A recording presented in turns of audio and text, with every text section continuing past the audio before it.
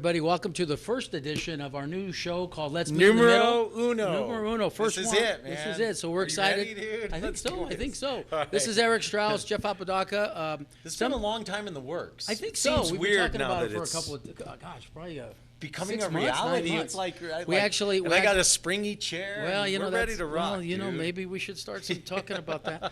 But anyway, we welcome everybody to our first show, and this is going to be about topics that we're going to be talking about every week. Yep. Hopefully, how we can bring people together and solve New Mexico's issues. That's the premise of the show. Just to remind everybody that he's the resident Democrat. I'm the conservative. I don't know that I identify as a Republican anymore, but that's kind of the premise of where we're we'll talk headed. a little bit about that because some of my party's going so far to the left that I'm even being pushed out on some of our topics. But talking about topics, some of the things we want to talk about is just kind of current events. But like an example is, Congresswoman Torres Small down in South in District 2. She broke ranks. She broke ranks. She might be a dead woman walking. Well, it's here like progressives are now blowing up at her because she voted down what her district was. Yep. It just didn't make sense to me. It's like she voted against the $15 minimum wage. Well, apparently she's not supposed to represent her constituents. She's supposed to represent party platforms. So I gave credit to the Congresswoman down south because it's a gutsy move. Well, I think it was a good move. It's good for her district. It's what we need in our district. It's a gutsy move. Green chili's going up in space. Well, it's better than Colorado. And by the way, it's a hybrid from Espy. We're live on Facebook too. So please join us at New Mexico Dance for Democracy. We just started a new group called Let's Meet in the Middle or Meet in the Middle New Mexico on Facebook. You can follow us there. It's Meet in the Middle NM, right? Yes. Meet in the Middle NM at Meet in the Middle NM on Facebook. But I want everybody to reach out to us because I just want to make this very, very clear. True New Mexicans eat either green or red. They don't mix it. Like my conservative friend over here we had breakfast the other day. No, I usually go, to my credit, I go green a lot, but I do love Christmas. Every time. By the way, Christmas is a marketing term that popped up in the 80s and 90s. I don't even know what that is. I go Christmas when it's appropriate. When you go to a new restaurant and you want to try both chilies, I see nothing wrong about right in the middle. Sorry, man. We're going to have some guests on from northern and southern New Mexico later, and I'm going to ask them. Okay. And speaking of which, if they go Christmas, I'll probably never talk to them ever again. This is big news, by the way, because it's an Espanola native and NASA researcher has created a hybrid version. So not only is it New Mexico green chili, it's Espanola green chili. But are we going to Mars or are we going to the moon? We'll probably go to Mars. Because they're taking it up to the space station and then hopefully go to Mars. Yeah, it's hopefully going to Mars. And my kids, I mean, that's tremendous news for New Mexico. I would hope that green chili is the first thing grown on Mars. That might. Another topic in news this week is Congress. And I know Eric sometimes doesn't want to talk about this because it's controversial, but they're voting this week to approve the debt ceiling for the next 2 years to raise the debt ceiling. Here's why I didn't want to talk about it. Well, they're gonna literally, Democrats and Republicans have decided let's spend an extra $1 trillion a year. Well, I don't like extra spending in general, and I'm sure one of our guests, Paul Gessing, will chime in on this as well, because anytime you see the government growing and budgets growing, I don't think that's a good thing for Americans in general, in my opinion. But, let me just give you some numbers, because you love to talk about Obama. Yeah. When Bush got into office, there was a $5 trillion deficit. When Obama got into office, there was an $11 trillion deficit. When Trump got into office, there was an $18 trillion deficit, and it has literally gone up. It has literally gone. Obama's trillions are Bush's fault. Obama cut the deficit 3% every year, and Trump, who says he's going to. By the way, Trump said he was going to eliminate the deficit in 8 years. He's actually increased it 4%, and within 2 years with this new plan, $22 trillion. Okay. Who's the Democrat? Who's the Republican? Okay, hold on. Because I was totally ignoring you on that one. Yeah, you do that a lot, anyways, by the way. But in general, you tell me how many Democrats actually have ever cut government spending.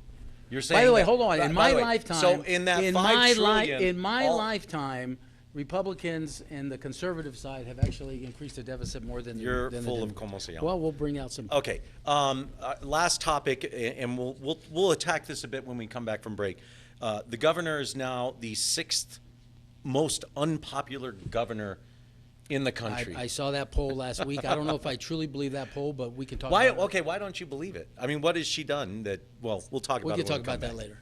In a time of a divided America, two people from different points of view sit down to talk about the problems, to talk about ideas, to talk about life, and to find common ground. It is now time for Let's Meet in the Middle with your hosts Eric Strauss and Jeff Apodaca.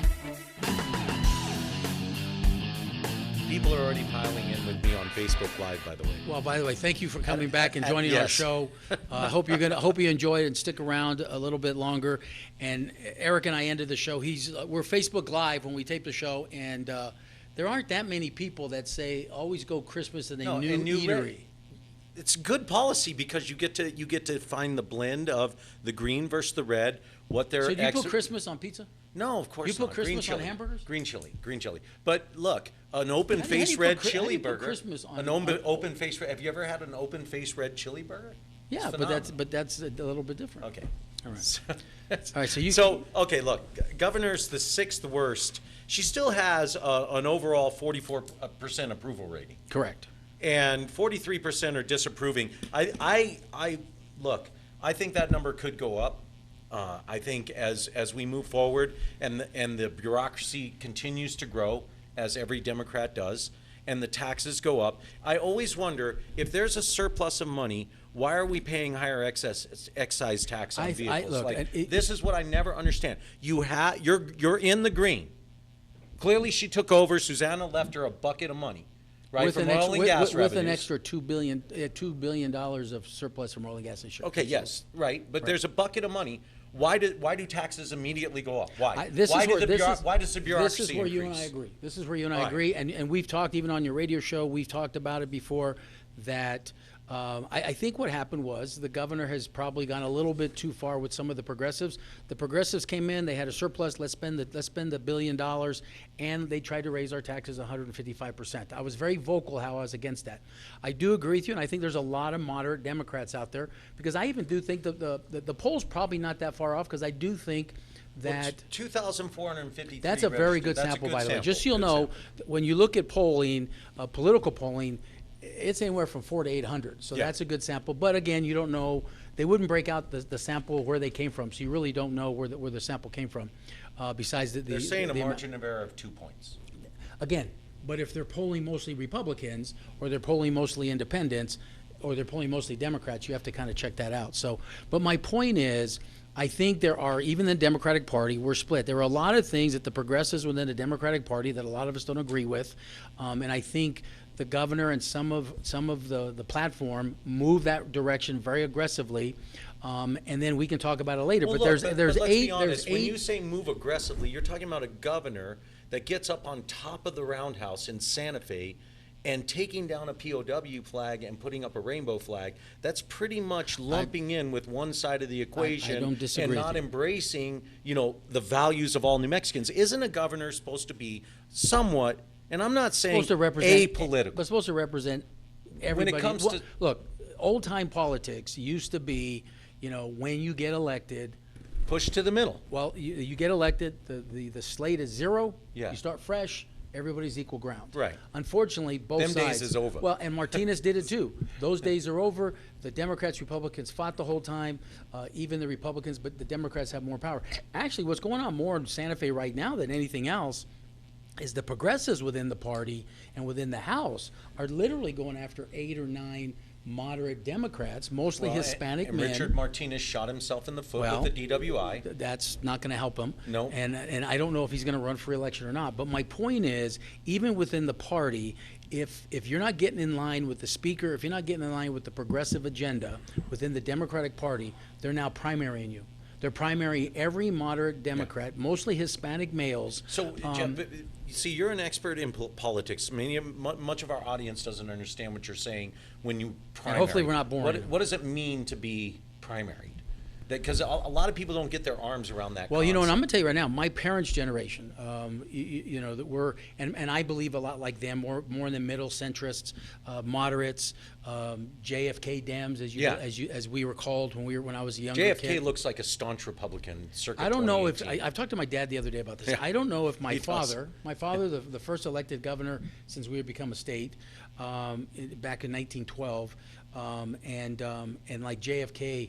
I don't know if my father, first Latino governor in whatever years in the 70s, I don't know if my father today, being the moderate pro-business Democrat he was, would get through the primary. I know how tough it was for us. Okay, so primary means they start stacking the deck against... The primary means is if they don't like you, they're just going to primary. So they're basically loading up, and it's mostly females right now, they're basically loading up progressive candidates against moderate candidates to basically go after them within the primary, because their goal is, we think all the Dems are going to win anyway. Let's take out the moderates who are And get rid blocking of them, some of so our now we progressive can push- agenda. Yeah. And in the past, both parties used to kind of work together to solve that. But now let's get back to the topic. Let's get back to the topic. So let's talk, since we're on you anyways, and you talked about your dad being elected governor in the 70s. Is that the foundation of where you started to push more towards becoming a Democrat? Well, I think, look, my parents have been Democrats. In fact, I'm going to give you some news and maybe shock some people. My grandparents on my father's side, and my father and all my aunts and uncles on that side were actually Republicans. My father became, he actually wasn't registered. My dad told me he became a registered Republican in college to support a friend of his that was running for office. Once that, he basically then registered as a Democrat and has been a Democrat his whole life. My mother and her family have been Democrats. But again, back in the 50s and 60s, 40s, 50s, and 60s, specifically, at least in southern New Mexico where my family's from, Latinos were very fiscal responsible, very conservative. Yeah. A lot of them were very Republican, very Republican. I think JFK changed a lot of that. I think the civil rights changed a lot of that. But in my household, we were Democrats. But at the same time, my dad was a business person. My dad was a school teacher. My mom was a farming community. Yeah. We believed in democratic values, but at the same time, we represented and were friends with everybody. When I was a kid growing up, I remember going on ski trips, going to Elephant Butte with Republicans and Democrats, and the kids would laugh because all we cared about was water skiing and playing. Yeah. The husbands would argue, the wives pretty much sometimes argued, but everybody got along, and then you always solved the problem. Yeah. I don't know where those days are today. I mean, I love this quote. It's become very venomous. Well, so my point is, I've always been a Democrat, but the Democrats were always pro-business. They weren't so socialists. And by the way, I'm not calling my party, some of the people in my party, socialists. They're calling themselves that. Bernie Sanders is calling themselves that. Elizabeth Warren is calling themselves that. And they don't even have to call themselves that. Let me tell you this. You just look at what they're talking about. Income equality. That means give all your money to me and I'll dilly it up the way I want. Because who's going to create the equality? Well, go ahead. let's stay focused on. Yeah. So I grew up a Democrat. But when my father was in office, he invested into New Mexico, invested into job trades, into schools, into small business, things like that. So he invested into that. He was a big JFK Democrat. JFK today would be considered a right-wing conservative. Okay. And in fact, well, and again, it goes back to the values I grew up with. And I want to go to a quote, and I wrote this down because I saw this the other day from JFK. Some men see things. Some men see things the way they are and ask why. I dream of things that never were and ask why not. Yeah. That's how I grew up. I mean, I played football. I played Now football. you ask, how can the government make it that Well, way? and that's my point. And so we raise our kids. That's what they're asking. But we raise our kids. I mean, at 11 years of age, I'm pumping gas at Joe Friday's gas station, making money. Probably minimum wage. It wasn't an issue there. I knew that was going to be an entry-level job. Yeah. I wasn't going to be pumping gas the rest of my life. So my point is my parents and our generation was put in these democratic values. And today, it's about giving. It's not, our youth has not seen any opportunities. Yeah. Our youth is not. I mean, you're a school teacher. You see it. We have cut trade programs out of our schools. Yep. We've cut math programs out of our schools. We've cut job skill training out of our schools. And so now we're forcing everybody to college. And now they want to get free tuition. Let me give you an example of that. We had a beautiful shop at Albuquerque High School. It had the car in it, you know, the front of Right, the car right, where right. you change spark plug. I mean, it was lifts, everything. You know what it is now? Storage for old computers. And then you look at today. Let me tell you, for people that are listening, California. My sister, youngest sister, lives in California. Her kids are 11 and 13. They have been doing coding since elementary school. Yeah. They do coding programs. Yeah, my daughter does coding, yeah. But my point is, most schools and APS doesn't offer coding Yeah. within the curriculum, and that's one of the issues. There are 3 million jobs today within coding and programming around the country that pay an average of $83,000 a year. We're not even training New Mexico kids for that. So how did you become, to stay on topic, how did you become a Republican? So, first of all, I think when you have ingrained a work ethic, now you got to remember, I've been on my own since about the 8th grade. And I'll tell you more about that story because I don't want to rush too much through it. But so there came a time where I was just on my own, and initially, you know, my first instinct was keep my mouth shut and work my rear end off. So my first job, I talked about this the other day when I was doing my radio show. My first job was washing dishes. So I made $5.16 an hour. And there is no way at any point in my life where I thought, this is what I want to do for the rest of my life, or this is a livable wage. I went into that job knowing it was an entry-level job. I knew it would get me some scratch, put some gas in my car, and hopefully pay for my Buick Skylarks with a bad timing chains insurance. And this is what I did. I mean, I was kind of faking it to make it, right? And I was just working my rear end off as much as I possibly could. And I think that work ethic and those values early on that just ingrained in me that I have to earn my own keep. I never looked for assistance. Was your family Republican? Absolutely. My mom was an entrepreneur, and she was a realtor, and she would just complain about taxes and government, and she was always an entrepreneur. She owned a general store in Arizona, and she was always out there working. But she had 7 mouths to feed, and I think it finally broke her. You know, and I'm the back end. I'm number 7 of 7. So you can imagine if there was any parenting going on, number 7 didn't get it. Right. But what I did get was a work ethic. And I can't decide today if my mom did me a huge favor or not. Because I look at, and we've talked about this, and we'll talk about this in the next episode of Let's Meet in the Middle, how this is affecting my parenting. Because I almost think I'm making it too easy on my kids.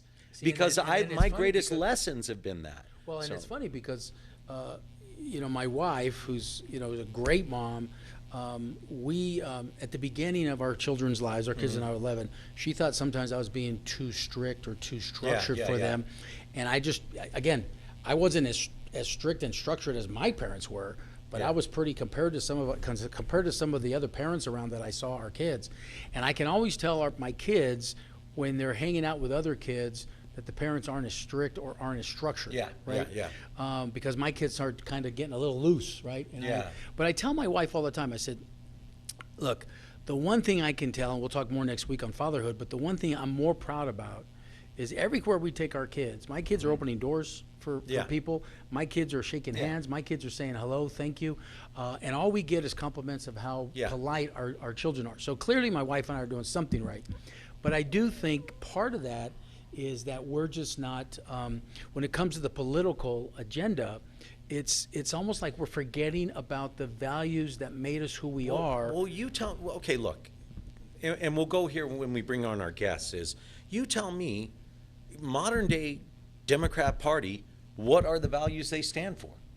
Well, and again, I'm just going to focus. Let's focus on New Mexico. What's bothering me, even in New Mexico, what's bothering me because this always drives me nuts. A long-time Hispanic Democrat Catholic votes a straight party Democrat ticket without any thought of what they're voting for. Well, and again, I think you have I truly believe our governor is not as progressive as she wants to be, or as she's acting like she is. You think it can get more progressive? No, what I think is some of the political, I mean, this is one of the reasons I ran. I think some of the politicians basically go with the wave of people. Let me make this very clear. The reason moderates and the reason conservatives, both on the Republican and the Democratic side, are being pushed out because we're not showing up voting. We're not showing up to the precincts. We're not when showing we come up. back, I'm going to bounce this off our guests too. I've got 10 reasons why people don't vote, and they're ridiculous. So you and I'll bash our heads against the desk. And so for our audience, we're having, what our topic is today is about why am I a Democrat? Why are you Republican? Why do we believe in that? We're having two guests later on in the show in the next segment. That Ron is probably a former mayoral candidate in Santa Fe, city councilman for 12 years. Ron is probably more like me, more of a moderate Hispanic values, Hispanic background from northern New Mexico. Your guest, but they've all kind of seen the parties change. Yeah, and it's going to be interesting to hear their perspective. And my guest, Paul Gessing, CEO of the Rio Grande Foundation, began as a campaign manager politically, I think, for a Democrat. Right. And so let's see how far he's gotten away from that. Can you change your political beliefs? All of that and more when we come back.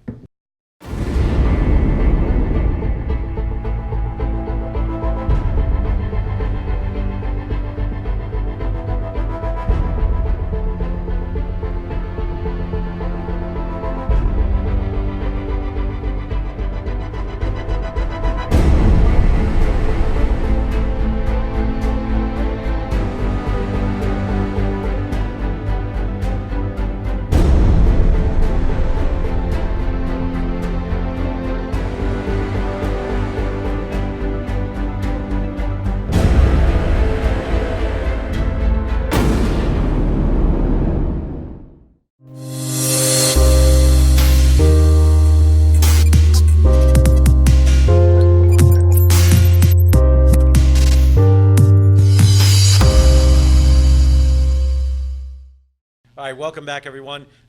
Jeff, Jeff Apodaca, Eric Strauss, Meet in the Middle. This is our christening, our first episode ever. Meet in the Middle. And you want to take some Facebook Live hopefully questions? 2 different sides can meet in the middle and come up with some solutions. So far, so good, But we also do Facebook Live. We have over 400 chats today just on Facebook Live. But I want to thank everybody for joining us on Facebook while we tape the show. But yes. Real quick, at Meet in the Middle NM is the Facebook page. Meet in the Middle NM. And join us all the time there. But there's a conversation going on Facebook right now between Douglas and Heath. And Douglas, sometimes I love you, but I know we've never met, but he loves to attack me on some of my New Mexico Minute posts. But there's a debate: is Apodaca a moderate, a conservative, a Democrat, progressive? He's a Republican. Let me answer this. I'm joking. And no, but the conversation is I'm a moderate Democrat, and so questions are: is he leaving the Democratic Party? I'm not leaving the Democratic Party, but Douglas is saying the party's leaving Apodaca. And many of us, and that's why 50%, there's 51% of registered Democrats that are not happy in the direction our party's going, and we'll talk more about that as we go. I don't see how they could be happy. Well, we can talk more about that. At the same time, we want to be a little bit respectful because I got to keep him focused all the time because I have to remind him this isn't his radio show, this is our TV show. So we have a talking stick, and we'll be very respectful because of our Native American brothers and sisters. But we talked to them; they thought it'd be a good idea for us to bring a talking stick, not for our guests, but for you and I. For you and I. So that's for my my Native American friends that gave us a talking stick to use. I wanted to leave one last thought because our show today is about political crossroads, and we have a couple guests with us. And how did you get there? And I want to say one of the things that really solidified me is the only presidential candidate that I ever carried a sign for, and he just recently died, was Ross Perot. Only guy I ever carried a sign for. Because in my mind, and the Democrats thank you for that. In my mind, it did. He did. Well, look, I knew what he was doing, but what could you do at that point? Look, right now, and I respect that, but right now, if a moderate or Joe Biden, if some of the socialist progressives in the presidential wing, there's a lot of us on the moderate side that hope Howard Schultz, thank you. That hope Howard Schultz jumps in as an independent because he'll be the only moderate voice within the race. Okay. So look, just to kind of wrap up my journey, I went and watched Bill Clinton speak at UNM. And I had long hair, so I got a sunburn on this side of my face because I had some, I don't know, modern boy band look going on. It was had to be the 80s. It was a car wreck, yeah. The late 80s. Yeah, right. Yeah. And I just kept saying to myself, this guy is full of como se llamo. Like there was nothing about that rally that seemed tangible to me. And then you listen to a Ross Perot, and he's talking about cutting taxes. He's talking about running the government as a business, and I'm like, I'm all in on that guy. Big ears or not, I loved him. Okay, but I loved him. But hold on. Bill Clinton wouldn't get elected today because Bill Clinton was also a very Yep, you're moderate, right. pro-business president. I'll give you that. And we had probably since coming out of World War II, had one of the best economies that we've ever seen on a lot of his policies. And today, it would be He would be a Republican. He wouldn't be a progressive Democrat. Let's put it that way. Let's bring in our guest. Yeah. In talking about this political journey, introduce your guest, I'll introduce mine, and then we'll go from there. Okay, so our guest today, our first guest of the show ever. You're the so inaugural. You guys are the inaugural show, so thank you for coming on. Ron Trujillo, a dear friend from Santa Fe, a northern New Mexican kid like me, a Santa Fe high school kid. I was a better football player than he was. I got the very first question. Very first question I have for you. Okay. And you might be escorted off Oh, boy. this Come set on. if you don't answer it. You've got to get over Do this you ever already. do Christmas? Oh, Jeff, I have done Christmas. But whoa. This is a long time ago. But I prefer green or red. But I have So done you are- True New I have Mexicans. tried Christmas. True I New admit that. Mexicans Well, no, and but true northern New everybody's- Mexicans, But man. It's one or the if other. you were to say red or green, No, I I'm going agree. to say red. But Jeff's trying to paint this Depends what you're picture. eating. Well- Look, he's trying to paint this picture that at Christmas everything. That is not true. I do a juxtaposition though. I will take carne adobada and I will put green chili on it. I do that all the time, which people get pretty spicy That's about. weird. That. That's just weird. And then our other guest is the CEO of the By Rio the way, Grande hold Foundation. on. Ron Okay. Trujillo is also 12 years city councilman That's in Santa right. Fe. Yep. Former mayoral candidate that lost, and we want to talk about that. That's why I'm against ranked choice voting. We saw ranked choice voting, basically, I believe, still the mayorship out of your hands. And I saw ranked choice voting still delegates out of the democratic process in the primary. So I'm not a fan of ranked choice voting, but we can talk more about that. Yeah. But that's a who different show. That's though. who our guest is. Okay. So, and Paul Gessing, CEO of the Rio Grande Foundation. How you doing, Paul? Doing well. on. Green, except for carne adobada. Are you a Christmas guy? Not especially. Okay, well, when I try a Pick a new side, restaurant, pick a side, Eric. well, okay, but when I try a new restaurant, you absolutely need to try both. My God, opinion. man, you sound like a libertarian. every Okay, day. go ahead. I'm the libertarian. Him and I have gotten into it on my radio show about Cuba, so he's definitely all in on libertarian. Like, there's some things where we diverge immediately off of, but in general, we want to talk about you guys' political journey and how you got to where you're at.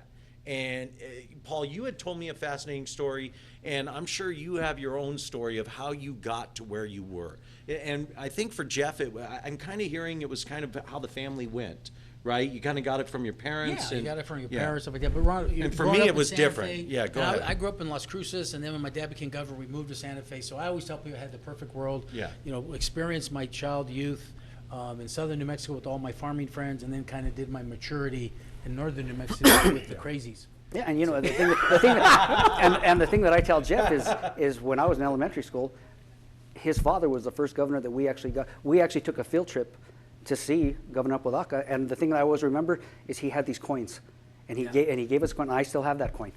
You know, Are you serious? I still have Did that you coin. bring it? No, I didn't bring it. Oh. But it's my mother What has was it. it? It's a coin, and it had in the state of New Mexico, Jerry Apodaca governor. That's And awesome. he gave that That's cool. to all us kids. You know, but I mean, my journey, I guess, began. My parents, northern New Mexico. My father, born and raised in Chimayo, New Mexico. My mother, born in Las Vegas. I mean, as Jeff mentioned, you know, your family values. My grandparents, the Trujillo side, they had a farm. It was a working farm, apple orchard. You know, growing stuff like that, selling it to other parts. My grandfather used to tell me stories about trucks from Washington State coming to Chimayo to get the apples to take them out. I mean, so it was a full-time job for my grandfather. My grandmother, on my mother's side, my grandparents, my grandfather was a carpenter. You know, and then the values of my father worked at the Cuesta mines, and my father, his career was with the New Mexico Department of Transportation, which I'm very proud to say that's where I went. And the unfortunate thing was I lost my father, you know, when he was 48. I was 19. Yeah, it was young. I was 19. Sorry for yeah, your no, loss. thank you. But the thing, my mother, she was a businesswoman. She ran a beauty shop in Santa Fe since she was 18 years old, and she's still cutting hair now. See, so what I'm saying to you is, as got we've one question. discovered, Does she go cut ahead, your go ahead. She cuts my hair. I bet you nobody cuts his hair but Mama. I would bet you called that. This week and said, I want you on the show, but you better trim up that beard. 'Cause last You time want I me to saw- cut it off? I'm last not gonna time I was cut like, it. you got that Grizzly Adams No, going. no. But here's the point is this, and we heard this on Jeff's side too. There's this foundation of a work ethic in a Hispanic that runs deeply through a Hispanic family. Yes. How on earth do you see this conversation with modern day Democrats saying the government should provide you? No, and that's the problem that I do have. I was brought up to work. You get up in the morning, you put in your 8 hours, 9 hours, 10, whatever it be, and you come home. You provide for your family. That's the thing I said. This thing about everything free, I'm sorry, that's just never been, something that I was brought up with.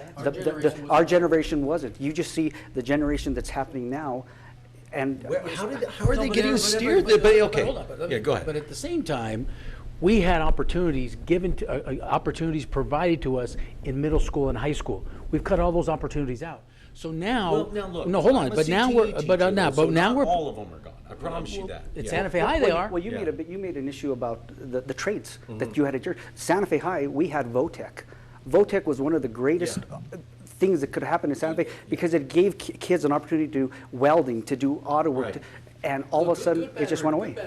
Yeah. I had 879 people, I think, in my graduation class, and I remember reading about this.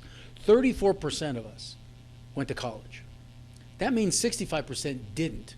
And 65% were given some type of trade out of Santa Fe High that they don't offer today. Yeah. And then we wonder why, and it's gotten better, but we wonder why Santa Fe has a 52% dropout rate in high school. No, and 'Cause we APS have- is even worse. by the Right, way. because we've given no And- opportunities for our kids. And I'll tell you right now, you just look at the welding industry, because I teach CTE, so that's why I'm saying there's still a lot of good CTE programs. We have great wood programs. We have, the auto programs have dwindled because they're so expensive with the ASE certification, but we've still got to get to Paul's story too. I would agree with you on one level, and on the other, there's this track of CTE teachers that are fighting the good fight right now. And I don't know how we get that more attention to what they're doing. Maybe that might be a show in the future. Just real quick, Yeah. because we got to. Yeah. But what made you decide to run for city council? Yeah. What made you get Yeah, into what was that politics? journey? The journey Yeah. with me was me having lived there my entire life. I was a coach, I was a mentor, but you see your city, you see decline in your city, you see road, streets. To me, what a city council and a mayor should be doing, taking care of the infrastructure, the people of Santa Fe. That's what put it on me. I said, you know what, I want to make a change. In order to make a change, I need to run for city council, and God willing, I was there for 12 years. The constituents in my district reelected me, and Wait, let me the only city council person, and this is when I really went to bat for Ron in Santa Fe, the only city council person that stood up against the sugar tax and Yeah. penalized, consumers, specifically ridiculous. Latino consumers on the south side of town and small businesses. The only, am I right? The only I was city the only council one. I person. was that the stood only- up. I was the only city only councilor one. That that any voted- common sense at all. that voted against it. And but the sad part about it is, you come and start to say, oh, this is all about the kids. It wasn't about the kids. It was all about political aspiration for people. That's all it was. To me, if you care about the kids, you'd have been out there all your life, helping kids. Coaching, coaching, like mentoring, you not have. not just. See, I hate when they yeah. use the kids. I Yeah. hate when they use the kids. Let's get All to right, Paul. 'Cause Paul both will be Gessing, back in the next segment yeah. too, so we have so plenty of time. we'll come back with Paul's journey a bit. Paul, give us a little bit of your political background, what the Rio Grande Foundation is all about, and then you can start to talk about your journey towards this libertarian you've become. Yeah, well, my mom grew up here, went to St. Pius High School. She was going to be a nun in the Catholic Church. She was kind of a bleeding heart nun, so that took her to Cincinnati, Ohio. My dad was a small businessman, so I kind of grew up in a mixed marriage in that sense. Yeah. And after college, I wanted to do public policy. I wanted to move to Washington, D.C., and I did that. My first job was for Daniel Patrick Moynihan, big Democrat senator back in those days. Actually, during college in Ohio, I organized our Earth Day event with Jerry Brown. He was then on a hiatus from politics. He soon ran for mayor of Oakland. Anyway, so I came at it from how can we use politics to help the world around us, make it a better place. Eventually, conversations, reading, whatnot, I just realized that basically government can set the rules and let people do the best they can for themselves and their families to make the world a better place for them. As long as they're not hurting anybody else, they should be let free to do that. And New Mexico, you know, I have ties here. My uncle John was a VOTEC teacher at Santa Fe High for many years. I bet you guys probably know him. But What was his name? John Schmelz. John Schmelz. And he passed away about 5 or 6 years ago.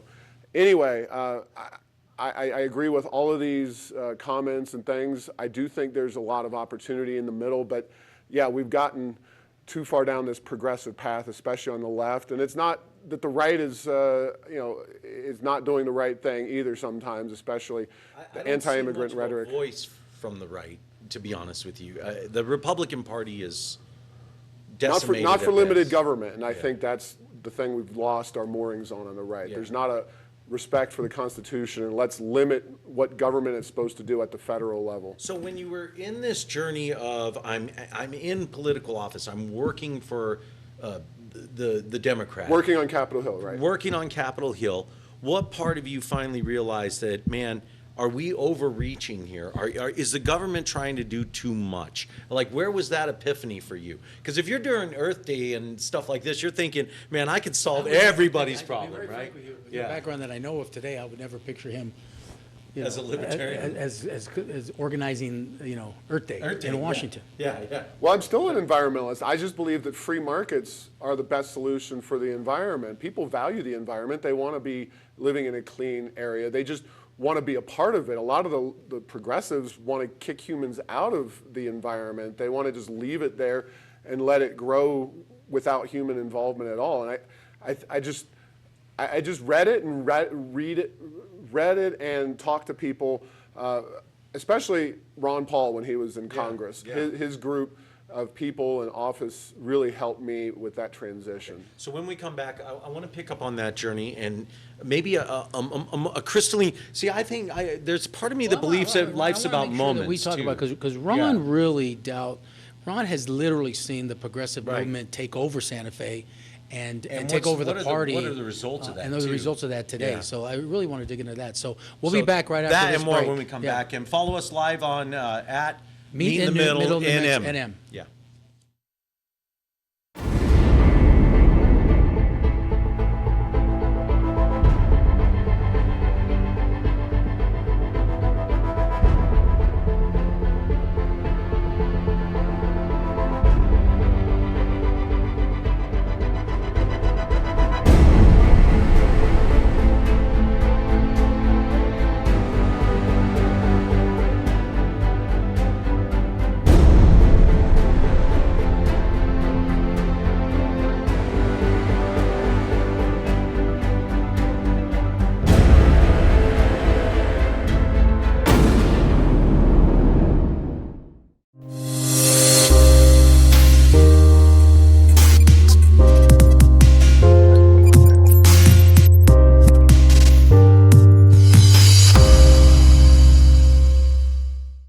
Welcome back to Let's Meet in the Middle, our first show of the hopefully Inaugural, baby. long run. We have Ron Trujillo and Ron. Let's go to you. Talk about Santa Fe politics.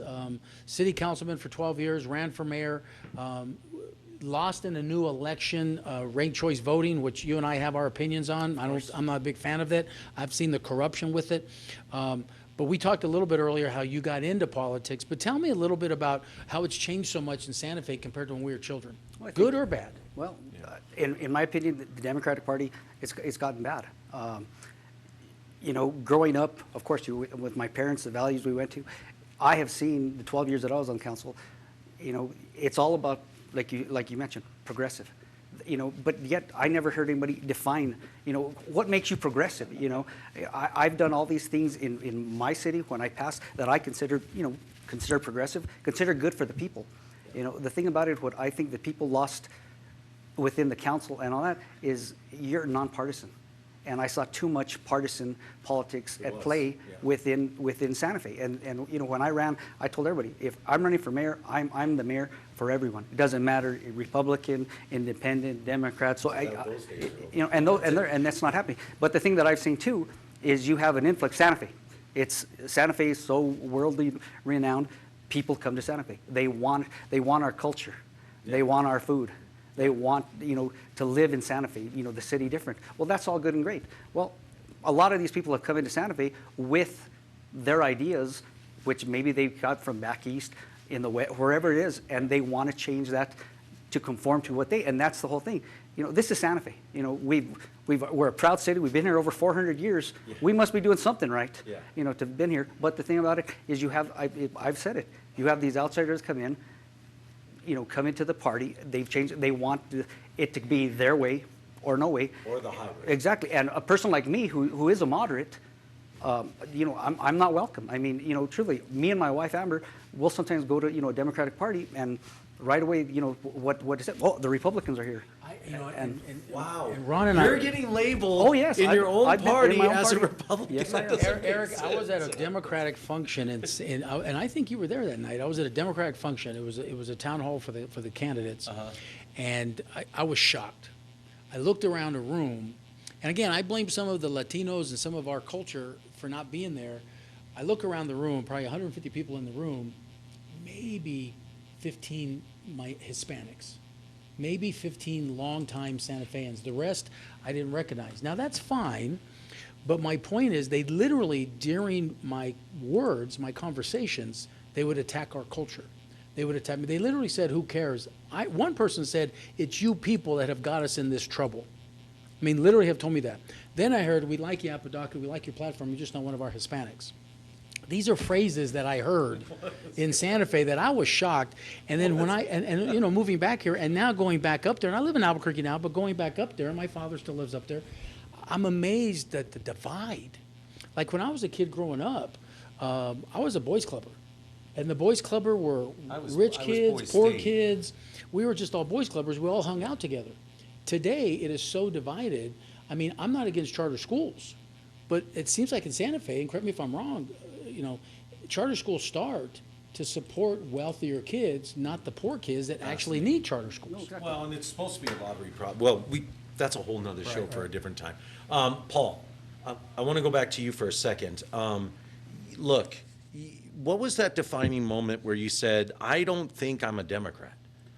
I mean, you're working for a Democrat on Capitol Hill.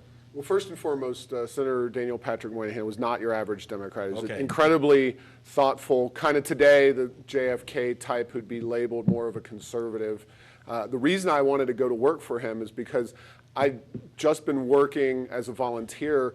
There was a stadium construction issue, a lot of taxpayer money being used for a football stadium in Cincinnati, Ohio, and I got upset about that. I don't think that's the right role for government. Yeah. So I collected signatures, helped get it on the ballot, and Moynihan wanted to eliminate the tax deductibility under federal law for stadiums.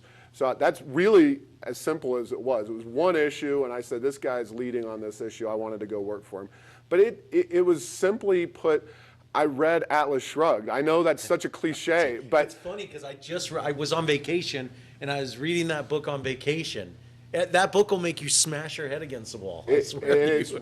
really great, and it's not the only way. I certainly talked to people and read and thought a lot about the issues, and I've thought a lot about New Mexico's issues and the challenges we face. And yeah, if this state is going to turn around, I think there is that middle way that needs to be available to people, whatever party you look at, whatever group people are a part of. The progressives have definitely taken over a large chunk of the Democratic Party and are moving this state in a very left-wing direction. Doesn't mean the Republicans have all the answers, for sure. They've been ineffective and inept at getting their people elected. So I don't know. There needs to be some kind of fusion there with moderates and more conservative types. Well, and look, I just look at the numbers, and this is a poll from about a year ago. 51% of the Democratic Party, registered Democrats in the state of New Mexico, are not happy in the direction the Democratic Party is going. So half our party is not happy with the way the progressive movement's going. The fastest growing party in the state of New Mexico, the fastest growing registered voters in the state of New Mexico are the independent voters, right? And then you have Which I think should be the case, to be honest. well, and with you. again, here we push during the primary about open primaries. I favor open primaries, but at least have the independents have a voice within both party system, because what's happened in the primary right now is you basically have and they're showing up. The progressives, specifically newcomers, have come in. If you go around, I was in shock. You go around and look at Democratic leadership by county, some of the county leaders have literally been in our state for 12, 18 months. And they don't really know the culture. They just moved here, either retired, have a little bit of money, got involved in the party, which is great. I encourage everybody getting involved.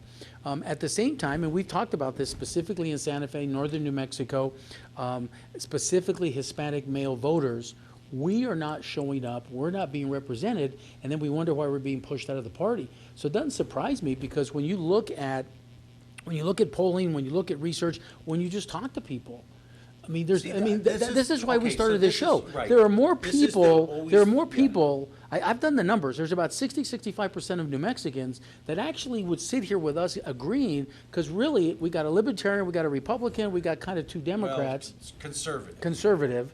Yeah. He's always trying to ping me. But my point is, we're all basically saying we're centrists. Yeah. We're basically saying we're all kind of in the middle. There might be some topics. See, but here's what I've argued with you. I don't know, and you've been through the election process. You had talked about ranked choice voting. I don't know how reflective these elections are of the New Mexican people. I just don't see us going in such a short period to a one-party, one-ticket vote when we used to be one of the biggest swing states in the country. Am I wrong on this?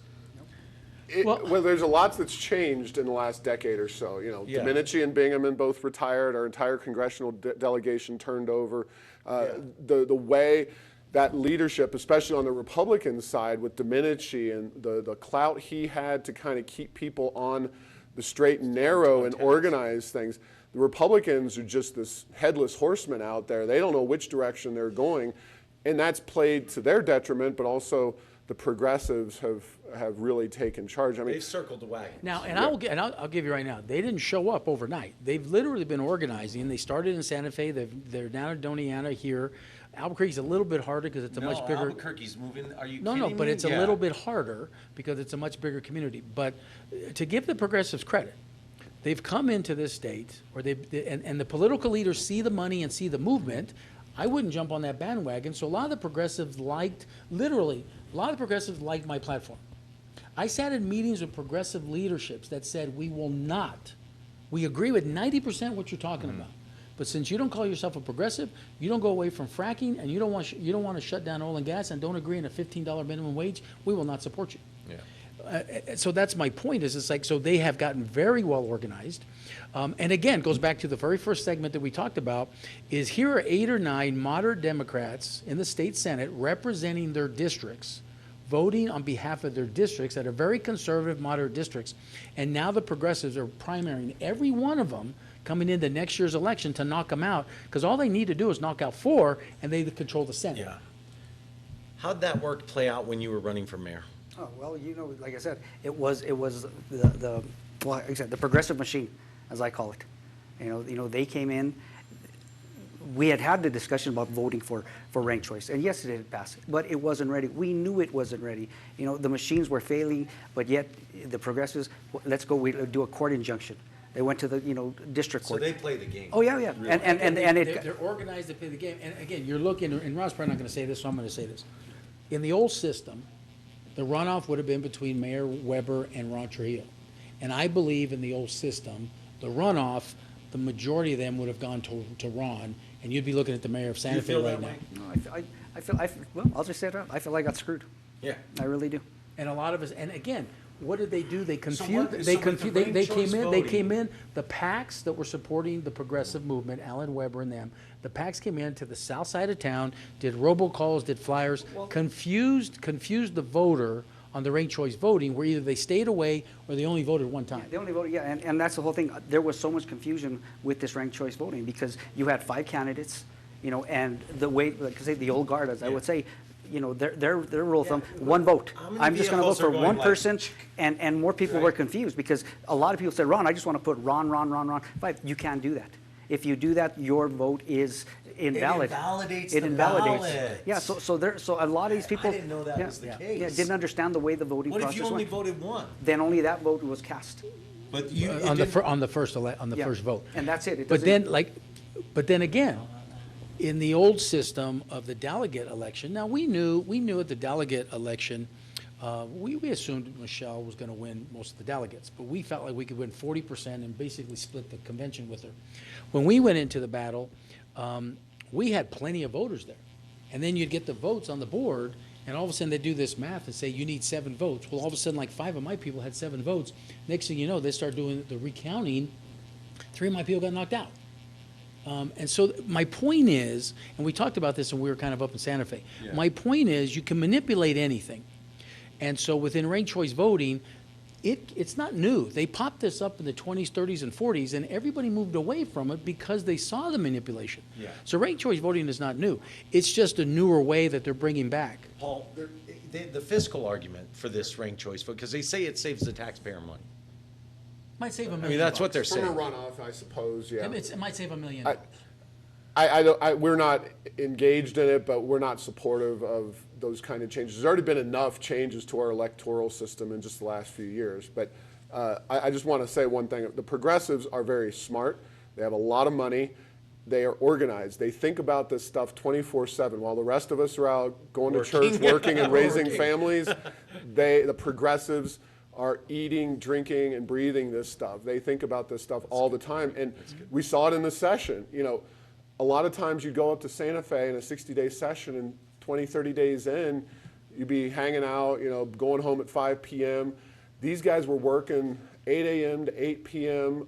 all day, every day, and getting their agenda through. And they wouldn't compromise with themselves until they had to compromise because of numbers with the Senate. So it's a much different animal, and it's really going to change not just New Mexico, but a lot of the western states, because I think California is the nub of the issue. That's what, and so let It me ask is, you- let and me- we're getting a but lot of let- okay, Californians but- in here. Absolutely, but let me ask you a question, because California moved to this after we left California. I was in California almost 20 years, and they moved to this. They have open primaries now. And I've always said this, have open primaries, the 2 top candidates move on to the general election. The 2 top candidates in mayoral race just go do a runoff, right? It's that simple. California's gone to that. Now, my Republican friends say, well, you never have another Republican elected in California. I disagree with that. Up until this gubernatorial race, well, I'm going to agree with them on well, that. no, because in Republican districts, you're getting 2 Republicans running against each other. In Democratic districts, you're getting 2 Democrats. Now, this is the first but for time. governor? This is the first time it became 2 Democrats. Yeah. Right? But my point is, you get the 2 best candidates in a runoff with each other with an open primary. I'm going to Why have is to that- ruminate why is on that that. I'm going to bad? have to ruminate. Websites? Rio Where can Grande they get a hold of you? Foundation.org. And Paul is very active in the community, do a lot of luncheons, a lot of education around, you know, what I feel is fiscal conservatism. And I don't know if that's I don't want to pigeonhole you, but I think that's always the vibe I've gotten from you. Let's be fiscally responsible. And with 30 seconds, Rob, John- how do we get the Latino community, because that's what's happening Yeah. with the moderates. We're moderate, we're conservative. How do we get them involved? in the That's primary? and it has to be, to me, it has to be like me and you, our parents. Right. Unless you get them involved, the younger generation, they're not, and they have to understand the values that we Because have. when you look at the primary, Thank when you look guys at the for coming primary in vote today. out, so yeah. So We'll- thank you we'll guys so much attack for that coming. When we come back. Thanks for coming Thanks in for today, joining guys. We our first appreciate show. it. Thank you guys. Thanks for being on the inaugural show. Yeah.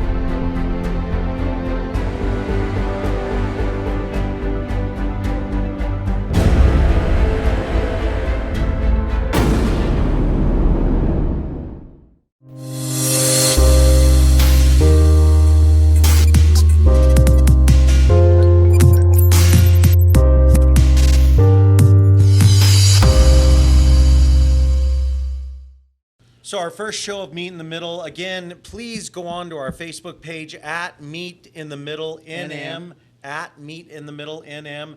You can follow me on Twitter at House 770 Strauss. And also Democrats for Democracy, and pay attention every day. I try and do the New Mexico Minute, talking about issues and issues and politics and issues that affect you. thanks for joining us this first show. Yeah, absolutely. And as we get more into the show, you can see this is going to be some really good television, some really good radio, and it's going to be something you're going to want to tune in every week. Wednesdays at 7 p.m. Did we finally? 6 o'clock. Wednesdays at 6 o'clock. And I want you to know that even that we talked about politics, we thought the first show was going to be important about talking about our philosophies and why we're doing this. Not every week's going to be about this. Next week, we're going to talk about fatherhood. Yeah. We both have young kids. We're seeing the differences of boys and girls. We are going to have experts on next week talking about fatherhood. So if you like fatherhood, please join us next week. And if you're a parent out there, it's vital that we all start getting more involved. Hit us up on Twitter. Hit us up on Facebook. We're going to broadcast every week live. We'll take your questions. We're going to take some more questions we tape next live. week as we go. We tape the show live. Yeah. You could join us with Facebook. Yeah, and thanks for everything, and great job, my man. Good job, Well, my that's man. an inaugural broadcast. It feels like we got to the middle, does it? I think so. We always A do. little We bit. always do. We always do. But more importantly, never give up and let's find a way how to and fix make our a state. difference in the world. Eric Strauss, Jeff Apodaca. And next week, fatherhood. Fatherhood. And I think that's good. Thank Let's you for rock Ron. this Thank thing, you for dude. Ron and everybody It was for joining great us first today.